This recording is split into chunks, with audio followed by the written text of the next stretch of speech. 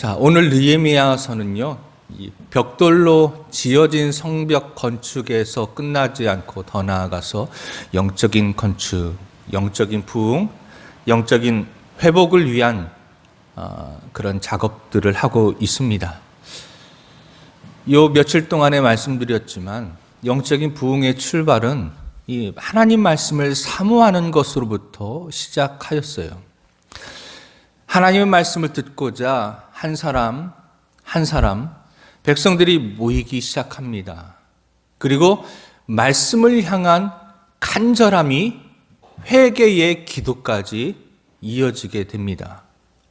오늘은 말씀을 사모하고 그것이 회개까지 이어져서 이제는 거룩한 삶의 각오와 결단으로 연결되는 장면이 나옵니다. 성경 읽기, 기도 생활, 그리고 실제적인 삶으로 되어져야 한다는 것은 우리가 지극히 당연하게 알고 있는 말씀인데요. 그 모습이 바로 오늘 장면에서 나오고 있습니다. 신앙생활이 그저 감정적인 차원에서 머물러 있거나 아니면 이 머릿속에 머리로만 아는 신앙이라고 한다면 그것은 매우 위험한 신앙생활을 하는 모습입니다. 이제 부흥회를 하다 보면 열정적으로 찬양도 하고 말씀을 들을 때는요, 누구보다도 먼저 아멘, 아멘, 정말 쩌렁쩌렁하게 옆 사람의 귀가 아플 정도로 아멘을 하고 눈물, 콧물 다 쏟으며 또 부르짖으며 기도도 하지만 교회 문을 나서는 순간 이 딴 사람으로 돌변하여서 여전히 누구보다 시기 질투가 많고 여전히 자기 고집으로 양보하지 않고 세상에 자기가 가지고 있는 지위나 아니면 물질이나 그런 것들로 교회 안에서 그대로 자기의 권위를 내세우고 자기가 뭐든지 조정하려고 하고, 그러면은 안 되는 것이죠. 그런 사람이 있는데요, 그런 사람은 성숙한 그리스도인이라고 볼 수가 없습니다. 아무리 열심히 말씀을 듣고 기도한들 그런 모습이라면 그 사람을 우리는 성숙한 그리스도인이다, 그 사람을 예수님 닮은 사람이다라고 우리가 얘기할 수가 없어요.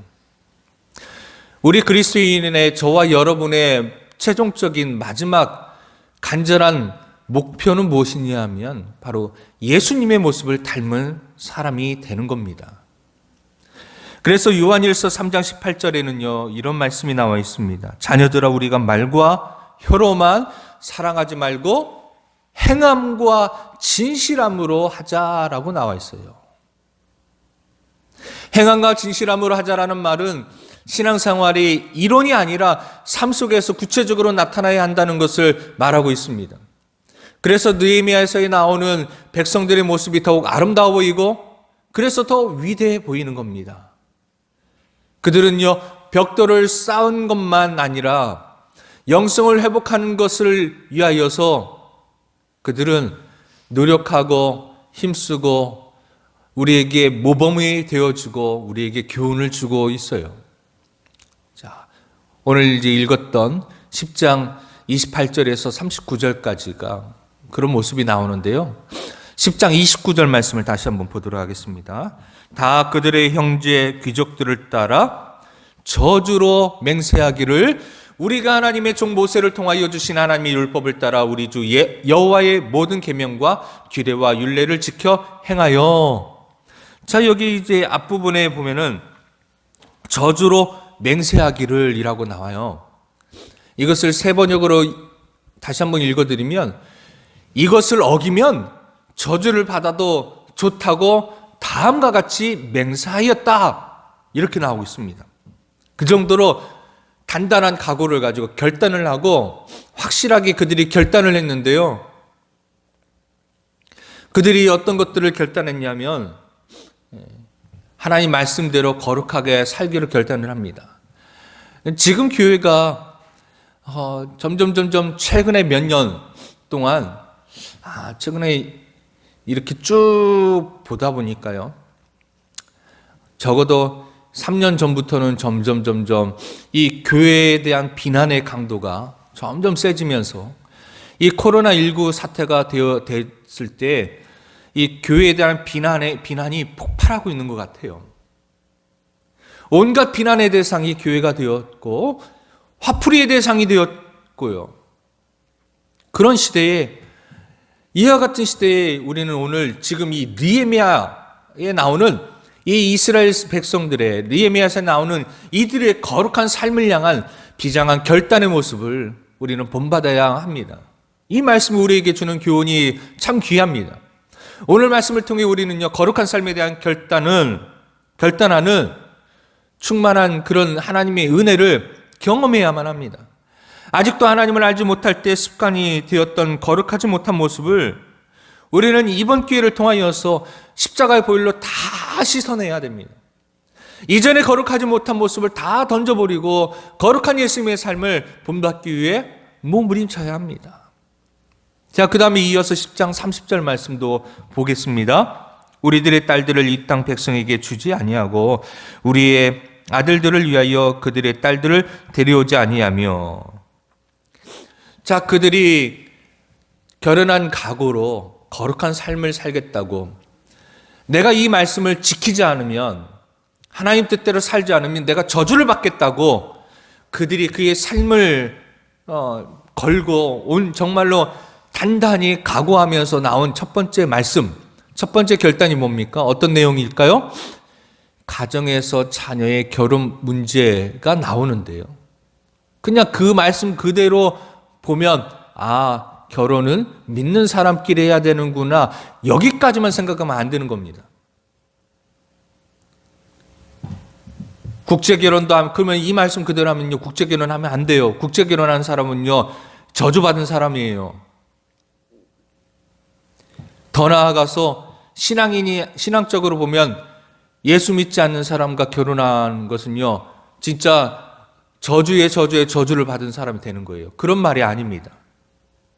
10장 30절에서 우리에게 좋은 교훈은 그런 것도 있지만, 그것을 더 우리가 좀 더 깊게 그 말씀을 보면은 어떤 내용이냐면, 그 행위로 말미암아 우리가 영향력을 끼칠 수 있느냐, 아니면 우리가 그들에게 영향을 받느냐, 그 문제입니다. 영향력이 문제예요.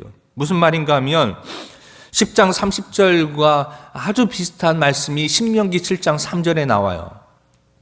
신명기 7장 3절에 뭐라고 나와 있냐면요, 또 그들과 혼인하지도 말지니 내 딸을 그들의 아들에게 주지 말 것이요 그들의 딸도 내 며느리를 삼지 말 것은 그가 내 아들을 유혹하여 그가 여호와를 떠나고 다른 신들을 섬기게 하므로, 그가 내 아들을 유혹하여 그가 여호와를 떠나고 다른 신들을 섬기게 하므로 여호와께서 너희에게 진노하사 갑자기 너희를 멸하실 것임이니라. 왜 이 느헤미야 10장 30절의 말씀이 영향력의 문제라고 제가 말씀드렸는지, 그 이유가 여기 나와 있습니다. 이것이 왜 첫 번째로 언급될 정도로 중요한지 우리는요, 잘 이해하셔야 됩니다. 신명기 7장 3절에서 4절까지 이것은요, 경고의 말씀이잖아요. 그런데 이것이 현실이 된 성경 말씀이 있어요. 즉 이방인들과 결혼해서 그 결과가 어떻게 되었는지 열왕기상 16장 30절부터 31절에 그 결과가 나오는데요. 뭐라고 나오냐면은 오므리의 아들 아합이, 이 아합 왕입니다. 그의 이전의 모든 사람보다 여호와 보시기에 악을 더욱 행하여 느밧의 아들 여로보암의 죄를 따라 행하는 것을 오히려 가볍게 여기며 시돈 사람의 왕 엣바알의 딸 이세벨을 아내로 삼고 가서 바알을 섬겨 예배하고. 여러분, 이방인을 섬기는 이방 여인과 결혼함으로 이 아합 왕은요, 이전에 어떤 사람보다 여호와 보시기에 악을 행하는 사람이 되고 말았습니다. 단순하게 예수 안 믿는 사람과 결혼하면 안 된다는 것이 아니라 내가 그 사람에게 선한 영향력을 끼칠 믿음과 각오가 있어야 한다는 것입니다. 지금 우리는 세상에 그리스도인으로서 영향력을, 선한 영향력을 끼쳐야 하는데 오히려 교회가 세상에 영향을 받아 물들고 있어요. 선한 영향력이라는 말은 교회에서 쓰는 말이었습니다. 교회에서 설교 시간에 외쳤던 말이었습니다. 그런데요, 이 선한 영향력이라는 말이 이제는 TV에서 가져가 버렸어요. 연예인들이 가져가 버렸어요. 물론 그 선한 영향력을 이제 그 말이 나오게끔 그렇게 하는 연예인들이 대부분 이제 그리스도인들이어요. 그들이 이제 그 선행을 행하고 또 그들이 봉사를 하고 여러 가지 좋은 일을 하면서 인터뷰를 할 때 저는 이 사회에 선한 영향력을 끼치는 사람이 되고 싶습니다. 이렇게 아주 멋지게 이야기를 합니다. 그러면서 종종 전에는 작년까지만 하더라도 제가 이런 말을 TV에서 못 들었거든요. 근데 올해 들어서는 벌써 몇 번, 한 두세 번 정도 TV에서 연예인이 나와가지고 선한 영향력을 끼치는 그런 사람이 되고 싶습니다. 그게 제가 사는 이유입니다. 뭐 이런 말들을 하더라고요. 그런데 여러분, 선한 영향력을 끼치는 것을 교회가 잃어버렸어요. 오히려 나쁜 영향을 세상으로부터 다 받습니다. 세속적인 가치관이 교회 안으로 버젓이 들어와서 당당하게 세속적인 가치관이 교회 안에서 주장하고 펼쳐지고요. 교회의 판단과 결정의 기준이 하나님의 말씀이 아니라 세상의 기준과 여론과 세속적인 유행을 따르고 있는 그것이 현실이 됐습니다. 참으로 통탄하고 가슴이 아픈 일이죠. 교회와 성도는 이방 문화의 영향을 받지 않겠다고 하는 각오와 선포가 있어야 됩니다. 오히려 그들에게 선한 영향력을 끼칠 수 있는 사람이 되어야 합니다. 자, 이처럼 우리가 영향을 받지 않고 오히려 영향을 주겠다라고 결단을 이 이스라엘 백성들이 지금 하고 있는 거예요. 결론적으로 또한 그 다음에 무엇을 우리가 해야 하냐면 39절 말씀에 또 이런 말씀이 나와 있는데요. 곧 이스라엘 자손과 레위 자손이 거제로 드린 곡식과 새 포도주와 기름을 가져다가 성소의 그릇들을 두는 골방 곧 섬기는 사람들과 문지기들과 노래하는 자들이 있는 골방에 둘 것이라. 그리하여 우리가 우리 하나님의 전을 버려두지 아니하리라. 이 뒤에 부분을 다시 세 번역으로 말씀드립니다. 우리는 우리 하나님의 성전을 아무렇게나 버려두지 않을 것입니다. 이렇게 나와 있습니다.